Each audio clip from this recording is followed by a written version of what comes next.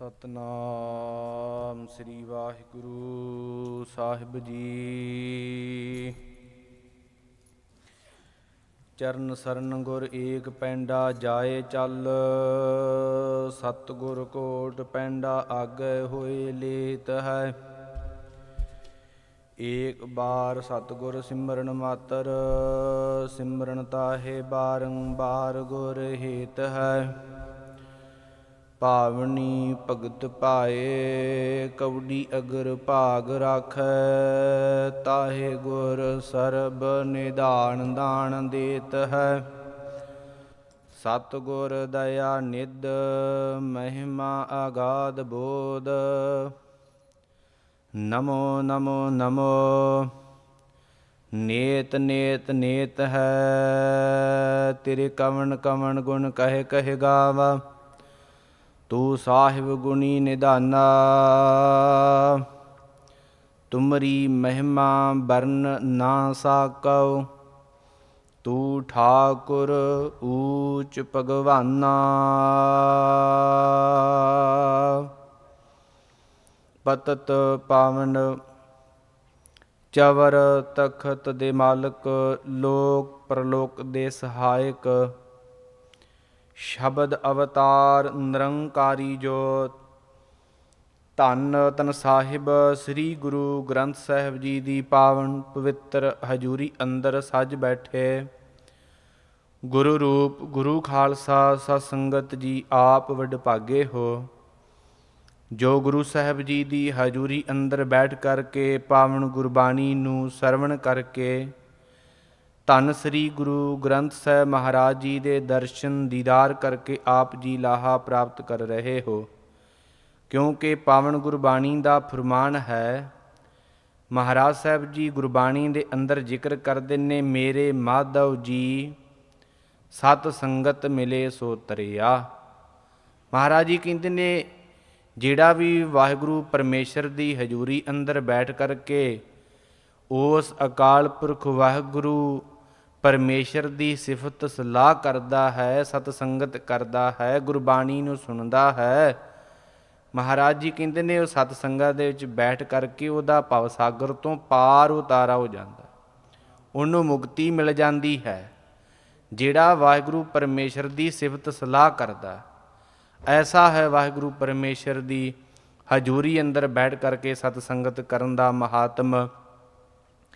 ਆਪ ਜੀ ਨੇ ਅੰਮ੍ਰਿਤ ਵੇਲੇ ਤੋਂ ਹੀ ਪਾਵਨ ਗੁਰਬਾਣੀਆਂ ਦੇ ਭੂਪ ਹੈ, ਉਪਰੰਤ ਦੀਵਾਨ ਦੀ ਪ੍ਰਾਰੰਭਤਾ ਹੋਈ, ਪਾਵਨ ਗੁਰਬਾਣੀ ਦਾ ਕੀਰਤਨ ਆਪ ਜੀ ਨੇ ਸਰਵਣ ਕੀਤਾ ਹੈ।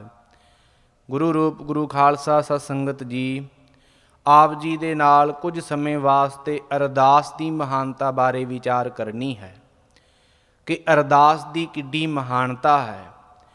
ਕਿਉਂਕਿ ਗੁਰੂ ਨੂੰ ਜਿਹੜਾ ਵੀ ਮਨ ਕਰਕੇ ਸਮਰਪਿਤ ਹੋ ਜਾਂਦਾ ਹੈ, ਉਹਦੀ ਅਰਦਾਸ ਕਦੇ ਵੀ ਵਿਅਰਥ ਨਹੀਂ ਜਾਂਦੀ। ਅਰਦਾਸ ਦੇ ਬਾਰੇ ਧੰਨ ਸ੍ਰੀ ਗੁਰੂ ਗ੍ਰੰਥ ਸਾਹਿਬ ਮਹਾਰਾਜ ਜੀ ਦੇ ਅੰਦਰ ਬਹੁਤ ਵਾਰ ਜ਼ਿਕਰ ਆਇਆ। ਕਿੰਨੀਆਂ ਪੰਕਤੀਆਂ ਬਿਆਨ ਕਰੀਏ, ਕਿਉਂਕਿ ਮਹਾਰਾਜ ਸਾਹਿਬ ਜੀ ਜ਼ਿਕਰ ਕਰਦੇ ਨੇ, ਬਿਰਥੀ ਕਦੇ ਨਾ ਹੋਵਈ ਜਨ ਕੀ ਅਰਦਾਸ। ਜਿਹੜਾ ਵੀ ਹਰੀ ਦਾ ਜਨ ਹੈ, ਵਾਹਿਗੁਰੂ ਪਰਮੇਸ਼ਰ ਦੀ ਸਿਫਤ ਸਲਾਹ ਕਰਦਾ ਹੈ, ਆਪਣਾ ਮਨ ਗੁਰੂ ਨੂੰ ਸਮਰਪਿਤ ਕਰ ਦਿੰਦਾ ਹੈ, ਉਹਦੀ ਕਦੇ ਵੀ ਅਰਦਾਸ ਵਿਅਰਥ ਨਹੀਂ ਜਾਂਦੀ, ਬਿਰਥੀ ਨਹੀਂ ਹੁੰਦੀ।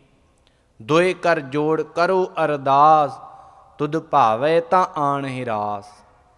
ਜਿਹੜਾ ਵੀ ਵਾਹਿਗੁਰੂ ਪਰਮੇਸ਼ਰ ਧੰਨ ਗੁਰੂ ਗ੍ਰੰਥ ਸਾਹਿਬ ਜੀ ਦੇ ਅੱਗੇ ਗੁਰੂ ਨੂੰ ਸਮਰਪਿਤ ਹੋ ਕਰਕੇ ਕਿਤੇ ਵੀ ਕਿਸੇ ਵੀ ਜਗ੍ਹਾ 'ਤੇ ਅਰਦਾਸ ਕਰ ਦਿੰਦਾ ਹੈ, ਉਹਦੀ ਅਰਦਾਸ ਪ੍ਰਵਾਨ ਨਹੀਂ ਹੁੰਦੀ।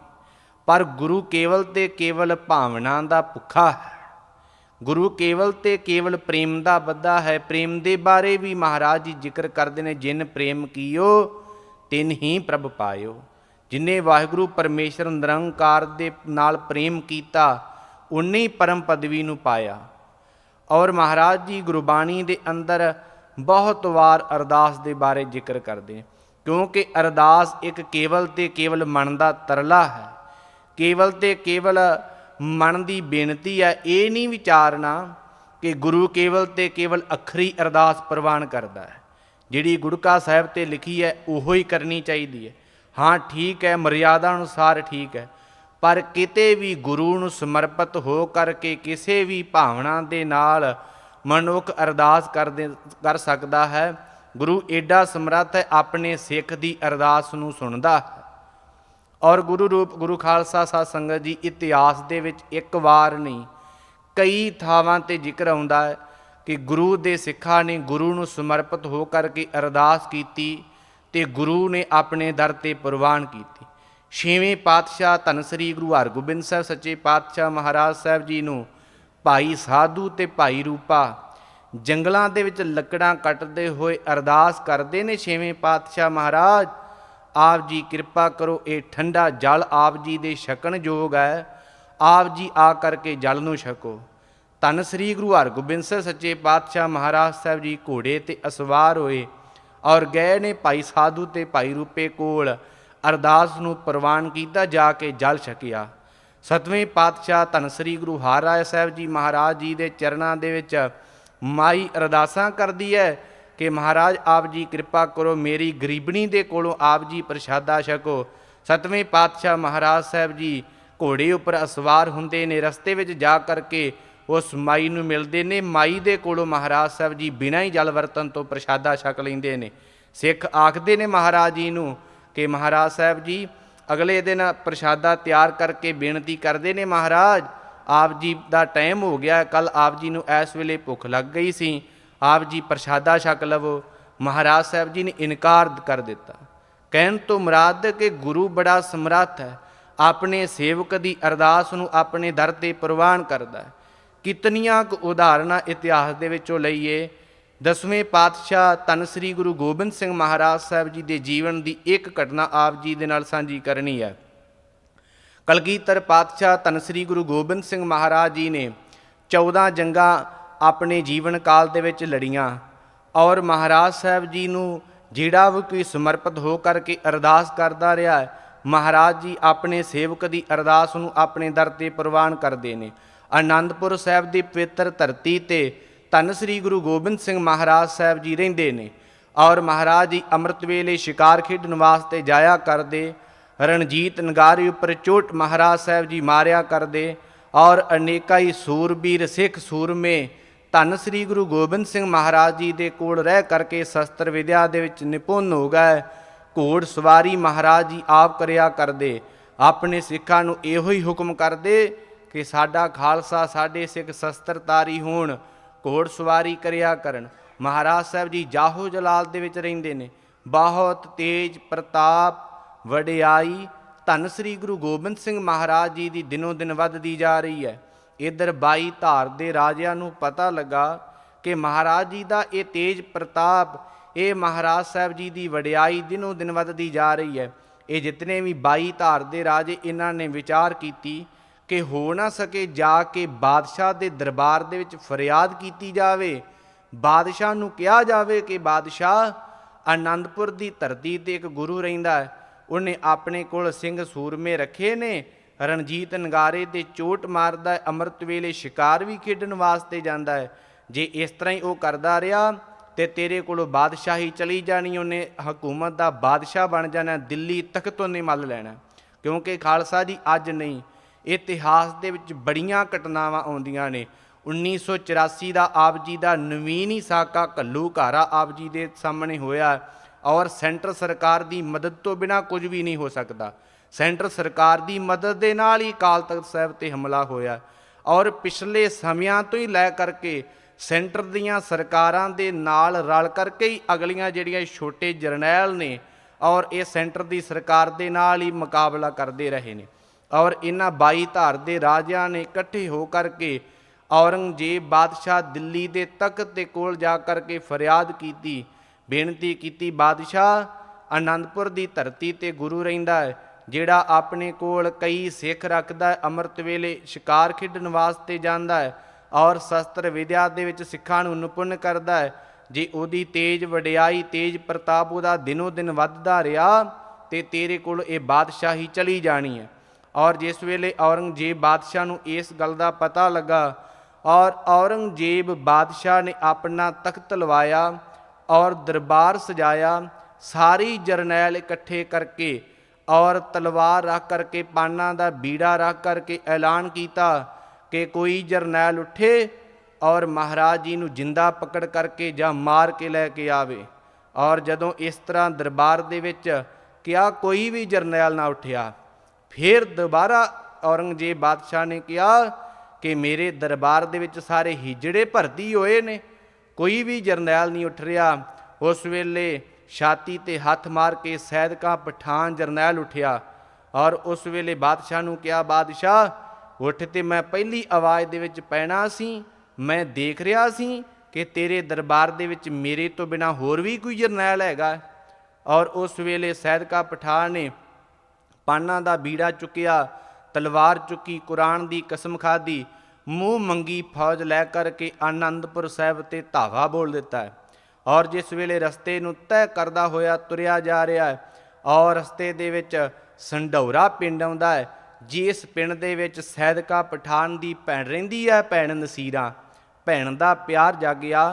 मन दे नाल विचार कीती कि हो ना सके भैन खुदा नूं मनण वाली है ते भैन दे कोलों अरदास करवा जावां।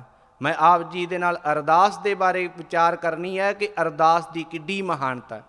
और जदों भैन नसीरा का आके दरवाज़ा खड़काया, भैन नसीरा जिहदा इतिहास दे विच जिक्र आउंदा है कि पीर बुद्धू शाह की घरवाली है, जिन्हें अपने परिवार के 4 जी धन श्री गुरु गोबिंद सिंह महाराज साहब जी तो वार दिते। और उस वेले जदों भैन का दरवाज़ा खड़काया, देखिया कि चिट्टी चादर विछा करके भैन अकाल पुरख धन श्री गुरु गोबिंद सिंह महाराज साहब जी नूं याद कर रही है। भैन ने देखिया कि मेरा वीर आ रहा है, शाही जरनैलों वाली वर्दी पाई है, बड़े प्रेम दे नाल अपने वीर नूं पलंगे दे उपर बिठाया, पुछया कि वीरा आप जी ने जरनैलों वाली शाही वर्दी पाई है, आप जी कित्थे जा रहे हो।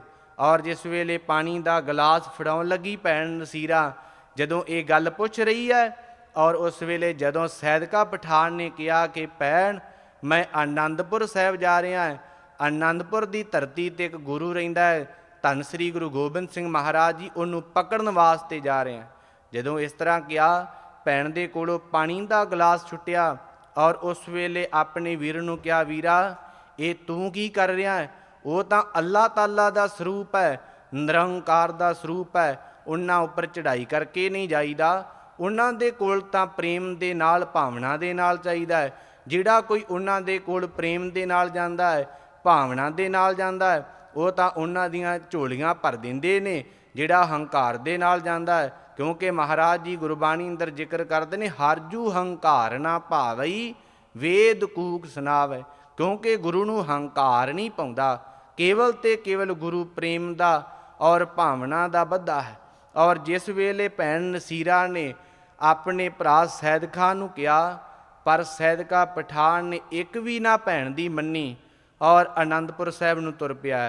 और जिस वेले सैद खां पठान तुरिया, भैन नसीरा ने कलगीधर पातशाह धन श्री गुरु गोबिंद सिंह महाराज जी के चरणां दे विच अरदास कीती कि हे कलगीधर पातशाह धन श्री गुरु गोबिंद सिंह महाराज, आप जी कृपा करो, ये मेरे वीर नूं पता नहीं, ये मेरा वीर अनजान है, बेसमझ है, इनू किसी गल का ज्ञान नहीं, आप जी कृपा करो।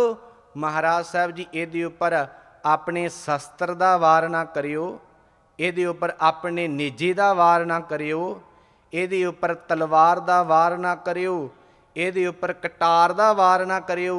महाराज ये उपर केवल ते केवल अपने नेत्रां का वार कर दिओ।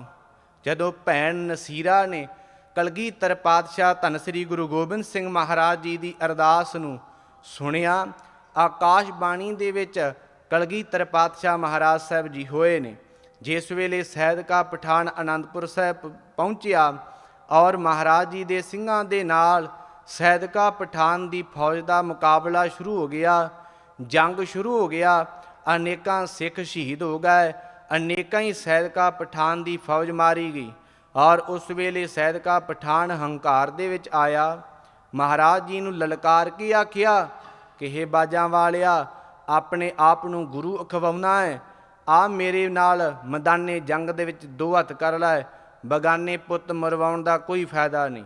ਔਰ ਜਿਸ ਵੇਲੇ ਸੈਦਕਾ ਪਠਾਨ ਨੇ ਕਲਗੀਧਰ ਪਾਤਸ਼ਾਹ ਧੰਨ ਸ੍ਰੀ ਗੁਰੂ ਗੋਬਿੰਦ ਸਿੰਘ ਮਹਾਰਾਜ ਜੀ ਨੂੰ ਐਸੀ ਲਲਕਾਰ ਕੀਤੀ, ਕਲਗੀਧਰ ਪਾਤਸ਼ਾਹ ਧੰਨ ਸ੍ਰੀ ਗੁਰੂ ਗੋਬਿੰਦ ਸਿੰਘ ਮਹਾਰਾਜ ਸਾਹਿਬ ਜੀ ਘੋੜੇ ਉੱਪਰ ਸਵਾਰ ਹੋਏ ਨੇ। ਤੀਰਾਂ ਵਾਲਾ ਪੱਥਾ ਮਹਾਰਾਜ ਸਾਹਿਬ ਜੀ ਨੇ ਆਪਣੇ ਮੋਢੇ ਉੱਪਰ ਪਾਇਆ, ਕਮਰ ਕਸਾ ਮਹਾਰਾਜ ਜੀ ਨੇ ਲਗਾਇਆ, ਸ਼ਸਤਰਧਾਰੀ ਮਹਾਰਾਜ ਸਾਹਿਬ ਜੀ ਹੋ ਕਰਕੇ ਘੋੜੇ ਉੱਪਰ ਸਵਾਰ ਹੋਏ। ਔਰ ਜਿਸ ਵੇਲੇ ਮਹਾਰਾਜ ਸਾਹਿਬ ਜੀ ਮੈਦਾਨੇ ਜੰਗ ਦੇ ਵਿੱਚ ਪਹੁੰਚੇ, ਔਰ ਉਸ ਵੇਲੇ ਕਲਗੀਧਰ ਪਾਤਸ਼ਾਹ ਧੰਨ ਸ੍ਰੀ ਗੁਰੂ ਗੋਬਿੰਦ ਸਿੰਘ ਮਹਾਰਾਜ ਜੀ ਨੇ ਸੈਦਕਾ ਪਠਾਨ ਨੂੰ ਆਖਿਆ ਕਿ ਸੈਦਖਾ, ਤੂੰ ਸਾਡੇ ਤੇ ਚੜ੍ਹਾਈ ਕਰਕੇ ਆਇਆ, ਤੇਰੇ ਮਨ ਦੇ ਵਿੱਚ ਇਹ ਨਾ ਹੋਵੇ ਕਿ ਮੈਂ ਪਹਿਲਾਂ ਵਾਰ ਕਰਨਾ ਸੀ, ਮਹਾਰਾਜ ਜੀ ਨੇ ਪਹਿਲਾਂ ਵਾਰ ਕਰਕੇ ਮੈਨੂੰ ਮਾਰ ਦਿੱਤਾ। ਔਰ ਮਹਾਰਾਜ ਜੀ ਸੈਦਕਾ ਪਠਾਨ ਨੂੰ ਕਹਿਣ ਲੱਗੇ, ਸੈਦਖਾ ਪਹਿਲਾਂ ਵਾਰ ਤੂੰ ਕਰ ਲੈ। ਔਰ ਉਸ ਵੇਲੇ ਹੰਕਾਰ ਦੇ ਵਿੱਚ ਸੈਦਕਾ ਪਠਾਨ ਆਇਆ। ਸੈਦਕਾ ਪਠਾਨ ਦੇ ਕੋਲ ਵੀ ਤੀਰਾਂ ਵਾਲਾ ਪੱਥਾ ਹੈ ਔਰ ਕਮਾਨ ਦੀ ਤੰਦੀ ਤੇ ਤੀਰ ਚੜਾਇਆ। ਜਿਸ ਵੇਲੇ ਮਹਾਰਾਜ ਜੀ ਦੇ ਮੱਥੇ ਦਾ ਨਿਸ਼ਾਨਾ ਬੰਨਣ ਲੱਗਾ ਔਰ ਜਿਸ ਵੇਲੇ ਕੁਰਾਨ ਦੀ ਆਇਤ ਪੜ੍ਹਦਾ ਹੈ, ਕਵੀ ਸੰਤੋਖ ਸਿੰਘ ਜੀ ਕਹਿੰਦੇ ਨੇ ਕਿ ਜਦੋਂ ਸੈਦਕਾ ਪਠਾਨ ਨੇ ਕੁਰਾਨ ਦੀ ਆਇਤ ਪੜ੍ਹੀ, ਕਲਗੀਧਰ ਪਾਤਸ਼ਾਹ ਮਹਾਰਾਜ ਸਾਹਿਬ ਜੀ ਦੇ ਮੱਥੇ ਨੂੰ ਦੇਖਿਆ ਤੇ ਜਿਹੜੀ ਕੁਰਾਨ ਦੀ ਆਇਤ ਪੜ੍ਹੀ ਉਹੀ ਅੱਖਰ ਕਲਗੀਧਰ ਪਾਤਸ਼ਾਹ ਮਹਾਰਾਜ ਸਾਹਿਬ ਜੀ ਦੇ ਮੱਥੇ ਤੇ ਲਿਖੇ ਆਉਂਦੇ ਨੇ। ਫਿਰ ਅੱਖਾਂ ਬੰਦ ਕਰਦਾ ਹੈ, ਅੱਖਾਂ ਖੋਲ ਕੇ ਫਿਰ ਦੇਖਦਾ ਹੈ, ਅੱਲਾਹ ਤਾਲਾ ਦਾ ਸਰੂਪ, ਨਿਰੰਕਾਰ ਦਾ ਸਰੂਪ ਕਲਗੀਧਰ ਪਾਤਸ਼ਾਹ ਮਹਾਰਾਜ ਸਾਹਿਬ ਜੀ ਆਪਣੇ ਨੇਤਰਾਂ ਦੇ ਨਾਲ ਦੇਖ ਰਹੇ ਨੇ। ਕਿਉਂਕਿ ਭੈਣ ਨਸੀਰਾ ਨੇ ਅਰਦਾਸ ਕੀਤੀ ਸੀ ਕਿ ਹੇ ਮਹਾਰਾਜ, ਮੇਰੇ ਵੀਰ ਤੇ ਕਿਸੇ ਸ਼ਸਤਰ ਦਾ ਵਾਰ ਨਾ ਕਰਿਓ, ਮੇਰੇ ਵੀਰ ਤੇ ਕੇਵਲ ਨੇਤਰਾਂ ਦਾ ਵਾਰ ਕਰਿਓ। ਕਿਉਂਕਿ ਅਰਦਾਸ ਕੀਤੀ ਸੀ ਭੈਣ ਨੇ, ਅਰਦਾਸ ਨੂੰ ਧੰਨ ਸ੍ਰੀ ਗੁਰੂ ਗੋਬਿੰਦ ਸਿੰਘ ਮਹਾਰਾਜ ਸਾਹਿਬ ਜੀ ਆਪਣੇ ਦਰ ਤੇ ਪ੍ਰਵਾਨ ਕਰ ਰਹੇ ਨੇ। ਔਰ ਜਿਸ ਵੇਲੇ ਉਹ ਸੈਦਕਾ ਪਠਾਨ ਕਲਗੀਧਰ ਪਾਤਸ਼ਾਹ ਧੰਨ ਸ੍ਰੀ ਗੁਰੂ ਗੋਬਿੰਦ ਸਿੰਘ ਮਹਾਰਾਜ ਸਾਹਿਬ ਜੀ ਨੂੰ ਤੀਰ ਚਲਾਉਣ ਵਾਸਤੇ ਇਸ ਤਰ੍ਹਾਂ ਕਰਦਾ ਹੈ ਔਰ ਮਹਾਰਾਜ ਸਾਹਿਬ ਜੀ ਦੇ ਮੱਥੇ ਦੇ ਉੱਪਰ ਕੁਰਾਨ ਦੀ ਆਇਤ ਨੂੰ ਦੇਖਦਾ ਹੈ, ਮਨ ਦੇ ਵਿੱਚ ਵਿਚਾਰ ਆਉਂਦੀ ਹੈ ਕਿ ਜਿਸ ਕੁਰਾਨ ਦੀ ਅੱਲਾਹ ਤਾਲਾ ਦੀ ਮੈਂ ਆਇਤ ਪੜ੍ਹ ਰਿਹਾ, ਉਹੀ ਅੱਲਾਹ ਤਾਲਾ ਦਾ ਸਰੂਪ ਤਾਂ ਮੇਰੇ ਸਾਹਮਣੇ ਖਲੋਤਾ। ਔਰ ਉਸ ਵੇਲੇ ਤੀਰਾਂ ਵਾਲਾ ਪੱਥਾ ਵਗਾ ਕੇ ਪਿਛਾਂ ਸੁੱਟਿਆ। ਕਲਗੀਧਰ ਪਾਤਸ਼ਾਹ ਧੰਨ ਸ੍ਰੀ ਗੁਰੂ ਗੋਬਿੰਦ ਸਿੰਘ ਮਹਾਰਾਜ ਸਾਹਿਬ ਜੀ ਦੇ ਚਰਨਾਂ ਦੇ ਉੱਪਰ ਨਮਸਕਾਰ ਕੀਤੀ, ਮੱਥਾ ਟੇਕਿਆ, ਰੋਣ ਲੱਗਾ। ਭਾਈ ਗੁਰਦਾਸ ਜੀ ਆਪਣੀਆਂ ਵਾਰਾਂ ਦੇ ਵਿੱਚ ਜ਼ਿਕਰ ਕਰਦੇ ਨੇ, ਦਰਸ਼ਨ ਦੇਖਤ ਹੀ ਸੁਧ ਕੀ ਨਾ ਸੁਧ ਰਹੀ, ਬੁੱਧ ਕੀ ਨਾ ਬੁੱਧ ਰਹੀ, ਮਤ ਮੈਂ ਨਾ ਮਤ ਹੈ। ਗੁਰੂ ਦੇ ਦਰਸ਼ਨ ਹੀ ਐਸੇ ਨੇ ਜਿਨ੍ਹਾਂ ਦੇ ਦਰਸ਼ਨ ਕਰਨ ਵਾਸਤੇ ਕੋਈ ਸੁੱਧ ਤੇ ਕੋਈ ਬੁੱਧ ਨਹੀਂ ਰਹਿ ਜਾਂਦੇ।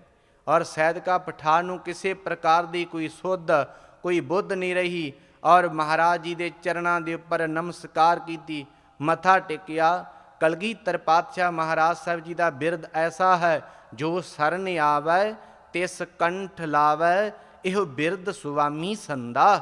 ਕਲਗੀਧਰ ਪਾਤਸ਼ਾਹ ਮਹਾਰਾਜ ਜੀ ਨੇ ਆਪ ਸੈਦਕਾ ਪਠਾਨ ਨੂੰ ਬਾਜੂ ਤੋਂ ਪਕੜਿਆ, ਬਾਹਾਂ ਤੋਂ ਪਕੜ ਕਰਕੇ ਮਹਾਰਾਜ ਜੀ ਨੇ ਸੈਦਕਾ ਪਠਾਨ ਨੂੰ ਤਾਂ ਉਠਾਇਆ ਔਰ ਕੰਨ ਦੇ ਵਿੱਚ ਸਤਨਾਮ ਸ੍ਰੀ ਵਾਹਿਗੁਰੂ ਦਾ ਜਾਪ ਕੀਤਾ ਔਰ ਸੈਦਕਾ ਪਠਾਨ ਦਾ ਪਾਰ ਉਤਾਰਾ ਹੋ ਗਿਆ। ਤਿੰਨਾਂ ਲੋਕਾਂ ਦਾ ਗਿਆਨ ਸੈਦਕਾ ਪਠਾਨ ਨੂੰ ਪ੍ਰਾਪਤ ਹੋ ਗਿਆ। ਕਹਿਣ ਤੋਂ ਮੁਰਾਦ ਹੈ ਕਿ ਗੁਰੂ ਬੜਾ ਸਮਰੱਥ ਹੈ। ਗੁਰੂ ਨੂੰ ਸਮਰਪਿਤ ਹੋ ਕਰਕੇ ਕੋਈ ਸ਼੍ਰੇਣੀ ਦਾ ਕਿਸੇ ਪ੍ਰਕਾਰ ਦਾ ਮਨੁੱਖ ਅਰਦਾਸ ਕਰ ਦਿੰਦਾ, ਗੁਰੂ ਆਪਣੇ ਦਰ ਤੇ ਪ੍ਰਵਾਨ ਕਰ ਦਿੰਦਾ। ਔਰ ਸੈਦਕਾ ਪਠਾਨ ਨੂੰ ਮਹਾਰਾਜ ਜੀ ਨੇ ਬਖਸ਼ਿਆ। ਸਾਰੀ ਫੌਜ ਨੂੰ ਸੈਦਕਾ ਪਠਾਨ ਨੇ ਵਾਪਸ ਭੇਜ ਦਿੱਤਾ ਔਰ ਭੈਣ ਨਸੀਰਾਂ ਦੀ ਅਰਦਾਸ ਨੂੰ ਆਪਣੇ ਦਰ ਤੇ ਕਲਗੀਧਰ ਪਾਤਸ਼ਾਹ ਮਹਾਰਾਜ ਸਾਹਿਬ ਜੀ ਨੇ ਪ੍ਰਵਾਨ ਕੀਤਾ। ਜੇ ਬਾਲਾ ਤੇ ਰੁਸਤਮ ਰਾਓ ਪੂਨੇ ਸਤਾਰੇ ਦੀ ਜੇਲ੍ਹ ਦੇ ਵਿੱਚ ਬੈਠ ਕਰਕੇ ਅਰਦਾਸ ਕਰਦੇ ਨੇ ਕਿ ਕਲਗੀਧਰ ਪਾਤਸ਼ਾਹ ਮਹਾਰਾਜ ਸਾਹਿਬ ਜੀ, ਆਪ ਜੀ ਕਿਰਪਾ ਕਰੋ, ਅਸੀਂ ਬੜੇ ਲੰਮੇ ਅਰਸੇ ਤੋਂ ਜੇਲ੍ਹ ਦੇ ਵਿੱਚ ਕੈਦ ਹਾਂ, ਆਪ ਜੀ ਕਿਰਪਾ ਕਰੋ, ਸਾਡੀ ਇਸ ਜੇਲ੍ਹ ਦੇ ਵਿੱਚੋਂ ਬੰਦ ਖਲਾਸੀ ਕਰਾ ਦਿਓ। ਔਰ ਮਹਾਰਾਜ ਸਾਹਿਬ ਜੀ ਘੋੜੇ ਉੱਪਰ ਸਵਾਰ ਹੁੰਦੇ ਨੇ ਔਰ ਬਾਲਾ ਤੇ ਰੁਸਤਮ ਰਾਏ ਨੂੰ ਪੂਨੇ ਸਤਾਰੇ ਦੀ ਜੇਲ੍ਹ ਦੇ ਵਿੱਚ ਲੈਣ ਜਾਂਦੇ ਨੇ। ਆਵਾਜ਼ ਦਿੰਦੇ ਨੇ ਕਿ ਬਾਲਾ ਰਾਓ ਤੇ ਰੁਸਤਮ ਰਾਓ, ਅਸੀਂ ਤੁਹਾਨੂੰ ਲੈਣ ਵਾਸਤੇ ਆਏ ਹਾਂ। ਔਰ ਘੋੜੇ ਦੀਆਂ ਕਾਠੀ ਦੀਆਂ ਰਕਾਬਾਂ ਫੜਾ ਕਰਕੇ ਬਾਲਾ ਤੇ ਰੁਸਤਮ ਰਾਓ ਨੂੰ ਮਹਾਰਾਜ ਸਾਹਿਬ ਜੀ ਪੂਨੇ ਸਤਾਰੇ ਦੀ ਜੇਲ੍ਹ ਦੇ ਵਿੱਚੋਂ ਰਿਹਾ ਕਰਕੇ ਜਾ ਕੇ ਮਨਵਾੜ ਤਾਰ ਦਿੰਦੇ ਨੇ। ਐਸਾ ਹੈ ਗੁਰੂ ਦਾ ਦਰ ਜਿਹੜਾ ਵੀ ਕੋਈ ਮਨੁੱਖ ਪ੍ਰੇਮ ਦੇ ਨਾਲ ਗੁਰੂ ਨੂੰ ਸਮਰਪਿਤ ਹੋ ਕਰਕੇ ਅਰਦਾਸ ਕਰਦਾ ਹੈ, ਗੁਰੂ ਇੰਨਾ ਸਮਰੱਥ ਹੈ, ਆਪਣੇ ਸੇਵਕ ਦੀ ਕੀਤੀ ਹੋਈ ਅਰਦਾਸ ਨੂੰ ਆਪਣੇ ਦਰ ਤੇ ਪ੍ਰਵਾਨ ਕਰ ਲੈਂਦਾ।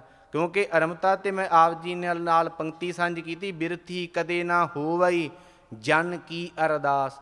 ਜਿਹੜਾ ਵੀ ਹਰੀ ਦਾ ਜਨ ਹੈ, ਗੁਰੂ ਨੂੰ ਸਮਰਪਿਤ ਹੋ ਕਰਕੇ ਅਰਦਾਸ ਕਰ ਦਿੰਦਾ, ਉਹਦੀ ਅਰਦਾਸ ਕਦੀ ਵੀ ਵਿਅਰਥ ਨਹੀਂ ਜਾਂਦੀ। ਪਰ ਖਾਲਸਾ ਜੀ, ਮੈਂ ਆਪ ਜੀ ਦੇ ਚਰਨਾਂ ਵਿੱਚ ਇੱਕ ਬੇਨਤੀ ਕਰਾਂ, ਗੁਰੂ ਤੇ ਕੇਵਲ ਇੱਕ ਪ੍ਰੇਮ ਦਾ ਬੱਧਾ।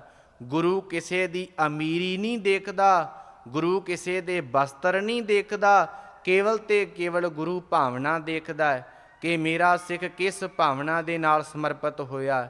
ਜਿਹੜਾ ਕੋਈ ਪ੍ਰੇਮ ਦੇ ਨਾਲ, ਭਾਵਨਾ ਦੇ ਨਾਲ ਗੁਰੂ ਨੂੰ ਸਮਰਪਿਤ ਹੋ ਜਾਂਦਾ ਹੈ, ਆਪਣਾ ਤਨ ਤੇ ਮਨ ਗੁਰੂ ਨੂੰ ਸਮਰਪਿਤ ਕਰ ਦਿੰਦਾ ਹੈ, ਤੇ ਗੁਰੂ ਕਿਸੇ ਪ੍ਰਕਾਰ ਦੀ ਮਨੁੱਖ ਦੇ ਕੋਲ ਥੋੜ ਨਹੀਂ ਰਹਿਣ ਦਿੰਦਾ। ਐਸਾ ਹੈ ਗੁਰੂ ਦਾ ਦਰ, ਐਸੀ ਹੈ ਗੁਰੂ ਦੀ ਸ਼ਰਨ। ਜਿਹੜਾ ਵੀ ਗੁਰੂ ਨੂੰ ਸਮਰਪਿਤ ਹੋ ਕਰਕੇ ਗੁਰੂ ਦੀ ਹਜ਼ੂਰੀ ਵਿੱਚ ਆ ਜਾਂਦਾ ਹੈ, ਮਹਾਰਾਜ ਸਾਹਿਬ ਜੀ ਆਪਣੇ ਸੇਵਕ ਦੀ ਪੈਜ ਰੱਖਦੇ ਨੇ। ਆਏ ਹੋਏ ਨੂੰ ਸ਼ਰਨ ਦੇ ਵਿੱਚ ਮਹਾਰਾਜ ਸਾਹਿਬ ਜੀ ਆਪਣੇ ਗਲੇ ਦੇ ਨਾਲ ਲਾਉਂਦੇ ਨੇ। ਔਰ ਖਾਲਸਾ ਜੀ, ਪ੍ਰੇਮ ਜ਼ਰੂਰੀ ਹੈ, ਭਾਵਨਾ ਜ਼ਰੂਰੀ ਹੈ। ਜਿੱਥੇ ਆਪ ਜੀ ਗੁਰੂ ਘਰ ਵਿੱਚ ਆ ਕਰਕੇ ਗੁਰੂ ਨੂੰ ਸਮਰਪਿਤ ਹੁੰਦੇ ਜੇ, ਉੱਥੇ ਮਹਾਰਾਜ ਜੀ ਦੇ ਕੋਲੋਂ ਇੱਕ ਕੇਵਲ ਤੇ ਕੇਵਲ ਨਾਮ ਦੀ ਵੀ ਦਾਤ ਮੰਗਿਆ ਕਰੀਏ ਕਿ ਮਹਾਰਾਜ ਸਾਹਿਬ ਜੀ ਆਪ ਜੀ ਕਿਰਪਾ ਕਰੋ, ਸਾਡੀ ਝੋਲੀ ਦੇ ਵਿੱਚ ਵੀ ਨਾਮ ਦੀ ਦਾਤ ਪਾਓ, ਨਿਤਨੇਮ ਦੀ ਦਾਤ ਪਾਓ, ਬੰਦਗੀ ਦੀ ਦਾਤ ਪਾਓ। ਕਿਉਂਕਿ ਮਹਾਰਾਜ ਜੀ ਗੁਰਬਾਣੀ ਦੇ ਅੰਦਰ ਜ਼ਿਕਰ ਕਰਦੇ ਨੇ, ਦਮ ਦਮ ਸਦਾ ਸੰਭਾਲਦਾ, ਦਮ ਨਾ ਬਿਰਥਾ ਜਾਏ। ਮਹਾਰਾਜ ਜੀ ਕਹਿੰਦੇ ਨੇ, ਜੀਵ ਤੇਰਾ ਤੇ ਇੱਕ ਸਾਹ ਵੀ ਵਿਅਰਥ ਨਹੀਂ ਜਾਣਾ ਚਾਹੀਦਾ। ਤੂੰ ਜਿਤਨੇ ਵੀ ਸਾਹ ਲੈਣਾ ਹੈ, ਸਾਹਾਂ ਦੇ ਨਾਲ ਤੈਨੂੰ ਵਾਹਿਗੁਰੂ ਪਰਮੇਸ਼ਰ ਨੂੰ ਯਾਦ ਕਰਨਾ ਚਾਹੀਦਾ, ਬੰਦਗੀ ਕਰਨੀ ਚਾਹੀਦੀ ਹੈ। ਐਸਾ ਹੈ ਗੁਰੂ ਦਾ ਦਰ। ਕਿਉਂਕਿ ਆਪ ਮਹਾਰਾਜ ਜੀ ਅਕਾਲ ਪੁਰਖ ਵਾਹਿਗੁਰੂ ਪਰਮੇਸ਼ਰ ਨੂੰ ਸਮਰਪਿਤ ਹੋ ਕਰਕੇ ਗੁਰਬਾਣੀ ਅੰਦਰ ਜ਼ਿਕਰ ਕਰਦੇ ਨੇ, ਵਿਣ ਤੁਧ ਹੋਰ ਜੇ ਮੰਗਣਾ, ਸਿਰ ਦੁੱਖਾਂ ਕੈ ਦੁੱਖ, ਦੇਹ ਨਾਮ ਸੰਤੋਖੀਆ, ਉਤਰੈ ਮਨ ਕੀ ਭੁੱਖ, ਵਿਸਰ ਨਾਹੀਂ ਦਾਤਾਰ, ਆਪਣਾ ਨਾਮ ਦੇਹੋ, ਗੁਣ ਗਾਵਾਂ ਦਿਨ ਰਾਤ, ਨਾਨਕ ਚਾਓ ਇਹੋ। ਮਹਾਰਾਜ ਸਾਹਿਬ ਜੀ ਆਪ ਅਕਾਲ ਪੁਰਖ ਵਾਹਿਗੁਰੂ ਪਰਮੇਸ਼ਰ ਨੂੰ ਸਮਰਪਿਤ ਹੋ ਕਰਕੇ ਆਖਦੇ ਨੇ ਕਿ ਹੇ ਵਾਹਿਗੁਰੂ ਪਰਮੇਸ਼ਰ ਨਿਰੰਕਾਰ, ਸਾਡੀ ਵੀ ਝੋਲੀ ਦੇ ਵਿੱਚ ਨਾਮ ਦੀ ਦਾਤ ਪਾਓ। ਜਿੱਥੇ ਆ ਕੇ ਮਹਾਰਾਜ ਜੀ ਦੇ ਕੋਲ ਅਨੇਕਾਂ ਹੀ ਪਦਾਰਥਾਂ ਦੀ ਮੰਗ ਕਰਦੇ ਜੇ ਕਿ ਮਹਾਰਾਜ ਸਾਹਿਬ ਜੀ ਸਾਨੂੰ ਇਸ ਚੀਜ਼ ਦੀ ਲੋੜ ਹੈ, ਇਸ ਚੀਜ਼ ਦੀ ਲੋੜ ਹੈ, ਉੱਥੇ ਮਹਾਰਾਜ ਜੀ ਦੇ ਕੋਲ ਆ ਕੇ ਇੱਕ ਨਾਮ ਦੀ ਵੀ ਦਾਤ ਮੰਗਿਆ ਕਰੀਏ ਕਿ ਮਹਾਰਾਜ ਸਾਹਿਬ ਜੀ ਆਪ ਜੀ ਕਿਰਪਾ ਕਰੋ, ਸਾਨੂੰ ਨਾਮ ਦੀ ਵੀ ਦਾਤ ਬਖਸ਼ਿਸ਼ ਕਰੋ। ਇੱਕ ਮੈਂ ਆਪ ਜੀ ਦੇ ਨਾਲ ਛੋਟੀ ਜੀ ਉਦਾਹਰਣ ਸਾਂਝੀ ਕਰਨੀ ਹੈ। ਕਲਗੀਧਰ ਪਾਤਸ਼ਾਹ ਧੰਨ ਸ੍ਰੀ ਗੁਰੂ ਗੋਬਿੰਦ ਸਿੰਘ ਮਹਾਰਾਜ ਸਾਹਿਬ ਜੀ ਇੱਕ ਦਿਨ ਬੈਠੇ ਤੇ ਸਿੱਖਾਂ ਨੇ ਮਹਾਰਾਜ ਜੀ ਨੂੰ ਕਿਹਾ ਕਿ ਮਹਾਰਾਜ, ਹਿੰਦੂ ਭਰਾਵਾਂ ਨੂੰ ਤਾਂ ਗਾਇਤਰੀ ਮੰਤਰ ਦੀ ਦਾਤ ਦਿੱਤੀ ਹੈ, ਤੇ ਆਪਣੇ ਖਾਲਸੇ ਨੂੰ ਆਪ ਜੀ ਨੇ ਗਾਇਤਰੀ ਮੰਤਰ ਕਿਹੜਾ ਦਿੱਤਾ? ਹਿੰਦੂ ਭਰਾ ਤਾਂ 24 ਅੱਖਰਾਂ ਦਾ ਗਾਇਤਰੀ ਮੰਤਰ ਪੜ੍ਹਦੇ ਨੇ। ਉਹ ਆਖਦੇ ਨੇ ਕਿ ਜਿਹੜਾ ਗਾਇਤਰੀ ਮੰਤਰ ਦਾ ਅਭਿਆਸ ਕਰਦਾ ਹੈ, ਉਹਨੂੰ ਕਿਸੇ ਪ੍ਰਕਾਰ ਦੀ ਕੋਈ ਤੋਟ ਨਹੀਂ ਰਹਿੰਦੀ। ਤੇ ਆਪ ਜੀ ਵੀ ਕਿਰਪਾ ਕਰੋ, ਸਾਡੇ ਸਿੱਖਾਂ 'ਤੇ ਵੀ ਪਰਉਪਕਾਰ ਕਰੋ ਤੇ ਗਾਇਤਰੀ ਮੰਤਰ ਦਿਓ। ਕਲਗੀਧਰ ਪਾਤਸ਼ਾਹ ਮਹਾਰਾਜ ਸਾਹਿਬ ਜੀ ਕਹਿਣ ਲੱਗੇ, ਸਿੱਖੋ, ਤੁਹਾਡੇ ਕਹਿਣ ਤੋਂ ਪਹਿਲਾਂ ਹੀ ਤੁਹਾਨੂੰ ਗਾਇਤਰੀ ਮੰਤਰ ਦਿੱਤਾ ਹੈ।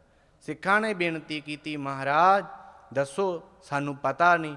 ਔਰ ਉਸ ਵੇਲੇ ਮਹਾਰਾਜ ਸਾਹਿਬ ਜੀ ਕਹਿਣ ਲੱਗੇ, ਜਾਪ ਸਾਹਿਬ ਦੇ ਅੰਦਰ ਦਿੱਤਾ ਤੇ ਹੈ, ਚਾਤਰੀ ਛੰਦ ਗੋਬਿੰਦੇ ਮੁਕੰਦੇ ਉਦਾਰੇ ਅਪਾਰੇ, ਹਰੀਅੰ ਕਰੀਅੰ ਨਿਰਨਾਮੇ ਅਕਾਮੇ। ਮਹਾਰਾਜ ਸਾਹਿਬ ਜੀ ਕਹਿੰਦੇ 24 ਅੱਖਰ ਨੇ ਤੇ ਇਹਦਾ ਬਾਰ-ਬਾਰ ਅਭਿਆਸ ਕਰਿਆ ਕਰੋ, ਤੁਹਾਡਾ ਮਨ ਟਿਕ ਜਾਵੇਗਾ। ਐਸਾ ਹੈ ਆਪਣੇ ਤੇ ਵਾਹਿਗੁਰੂ ਪਰਮੇਸ਼ਰ ਨੇ ਪਰਉਪਕਾਰ ਕੀਤਾ ਹੈ। ਜਿਤਨਾ ਵੀ ਹੋ ਸਕਦਾ ਹੈ ਨਾਮ ਨੂੰ ਜਪਿਆ ਕਰੀਏ। ਇਤਨੀ ਕੁ ਹਾਜ਼ਰੀ ਆਪ ਜੀ ਨੇ ਪ੍ਰਵਾਨ ਕਰਨੀ। ਗੁਰੂ ਕੀ ਸੰਗਤ, ਗੁਰੂ ਗ੍ਰੰਥ ਸਾਹਿਬ ਜੀ ਬਖਸ਼ਿੰਦ ਪਿਤਾ ਬਖਸ਼ ਦੇਣ, ਅੱਗੇ ਤੋਂ ਸਮਤ ਬਖਸ਼ੀ ਕਰਨ। ਇਹੋ ਹੀ ਅਰਦਾਸ ਕਰਿਆ ਜੇ ਕਿ ਮਹਾਰਾਜ ਸਾਹਿਬ ਜੀ ਕਿਰਪਾ ਕਰਕੇ ਸਮੂਹ ਸੰਗਤਾਂ ਨੂੰ, ਦਾਸਰਿਆਂ ਨੂੰ ਨਾਮ ਦੀ ਦਾਤ, ਨਿਤਨੇਮ ਦੀ ਦਾਤ ਬਖਸ਼ਿਸ਼ ਕਰਨ। ਔਰ ਗੁਰੂ ਕੀ ਸੰਗਤ ਧੰਨ ਸ੍ਰੀ ਗੁਰੂ ਗ੍ਰੰਥ ਸਾਹਿਬ ਜੀ ਬਖਸ਼ਿੰਦ ਪਿਤਾ ਬਖਸ਼ ਦੇਣ, ਅੱਗੇ ਤੋਂ ਸਮਤ ਬਖਸ਼ਿਸ਼ ਕਰਨ। ਬੇਅੰਤ ਭੁੱਲਾਂ ਹੋਈਆਂ ਹੋਣਗੀਆਂ। ਸਮੂਹ ਸੰਗਤ ਦਾ ਬਹੁਤ ਬਹੁਤ ਧੰਨਵਾਦ, ਕੋਟਾਨ ਕੋਟ ਧੰਨਵਾਦ। ਸਾਹਿਬ ਸ੍ਰੀ ਗੁਰੂ ਗ੍ਰੰਥ ਸਾਹਿਬ ਮਹਾਰਾਜ ਸਾਹਿਬ ਜੀ ਦਾ ਆਓ ਦਿਓ ਅਸੀਸ, ਗੱਜ ਕੇ ਆਖੋ ਵਾਹਿਗੁਰੂ ਜੀ ਕਾ ਖਾਲਸਾ ਵਾਹਿਗੁਰੂ ਜੀ ਕੀ ਫਤਿਹ।